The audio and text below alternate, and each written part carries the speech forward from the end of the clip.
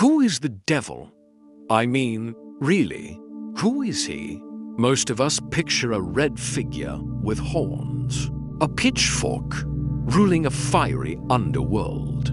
But what if I told you the Bible's first and most detailed portrait of him is something completely different? What if the original Satan wasn't a king of hell, but a member of God's own heavenly court? Welcome to Holy Heat Daily, where we dive deep into God's word every day and let Scripture speak directly into real life. Today, we're stepping into the book of Job, one of the oldest and most profound books in the entire Bible, to uncover a truth that changes everything we think we know about spiritual warfare. Let's go to Job, chapter 1, verse 6. It says, "One day the angels came to present themselves before the Lord, and Satan also came with them." Now, pause right there. Read that again. Satan also came with them. He's not sneaking in. He's not breaking down the doors of heaven. He shows up alongside the angels, the sons of God, to present himself before the Lord. This is a jaw-dropping scene. It's a meeting of the divine council, a heavenly assembly, and Satan is there. Now, this is where it gets really interesting. The name used here in the original Hebrew isn't just Satan as a proper name like Michael or Gabriel. It's Satan. That little prefix, Ha, means the so. His title is this Satan. This isn't just a name, it's a job description. In an ancient Near Eastern court, the Satan was a role. It was the role of the accuser, the adversary, the prosecuting attorney. His job was to roam the earth, find fault, and bring charges against people.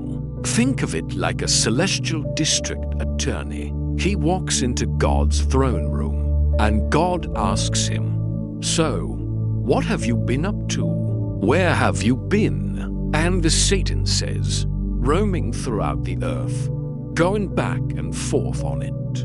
He's been on patrol, looking for weaknesses, looking for hypocrisy. And then God does something incredible. He points to Job. He basically says, "Have you considered my servant Job? There is no one on earth like him. He is blameless and upright, a man who fears God and shuns evil."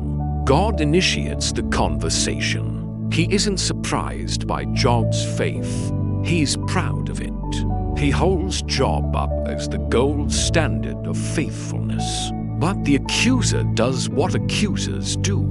He accuses. He looks at Job's perfect record and says, "Does Job fear God for nothing?" In other words, sure, he's faithful now. You've blessed him. You've put a hedge of protection around him and his family and everything he has. He's got no reason not to praise you. But take all that away, and I guarantee he will curse you to your face. The accuser's core argument is that human faith is purely transactional. We only love God because of what we get from him. He's essentially placing a bet against God's creation, against you and me. He is betting that our love is shallow, our faith is conditional, and our worship is just a business deal. This is the great spiritual conflict laid bare. It's not about God versus a rival king of hell. In Job, it's a legal drama unfolding in the court of heaven. The question on trial is this: is human faith genuine? Can a person love God for who he is, not just for what he gives? Job becomes the test case, the evidence in this cosmic trial. So, what does this mean for us today? It means the primary way the enemy attacks us isn't always through some grand, overt temptation. More often, it's through accusation. He is the Satan, the accuser. He whispers in your ear after you make a mistake. You're a failure. God can't possibly love you now. You call yourself a Christian. He points to your past, your weaknesses, your struggles, and he presents them before the throne of your own conscience, demanding a guilty verdict. He tells you that your faith isn't real because you still have doubts. He tells you that God's blessings are the only thing keeping you afloat, and if they were gone, your faith would crumble. He is constantly trying to prove the same thing he tried to prove with Job, that your love for God is fake. But here is the beautiful, powerful truth. We have a defender. The New Testament tells us in 1 John chapter 2 that if anybody does sin, we have an advocate with the Father, Jesus Christ, the righteous one.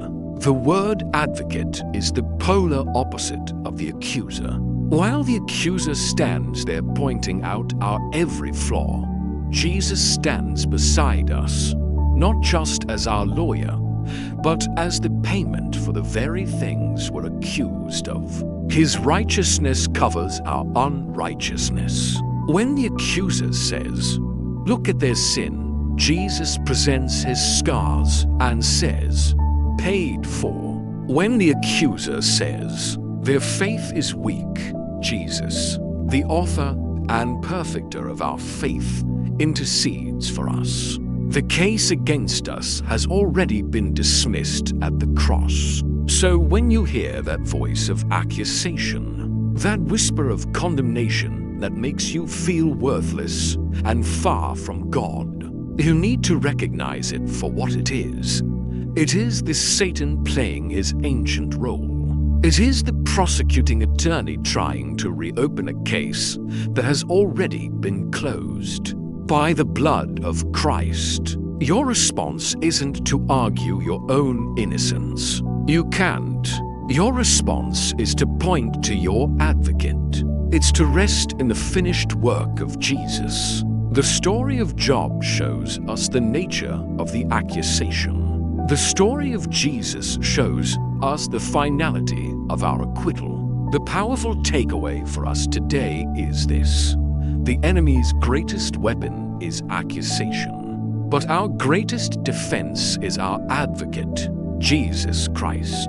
Don't listen to the accuser's lies about who you are. Listen to God's truth about who you are in His Son. Your faith, even in its weakness, is real and precious to God, just as Job's was. If this message spoke to your heart today, please like the video and share it with someone who might be struggling with feelings of guilt or accusation.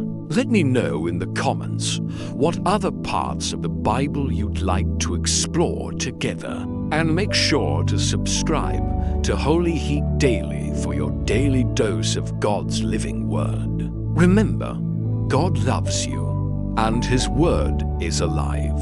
His truth still burns bright.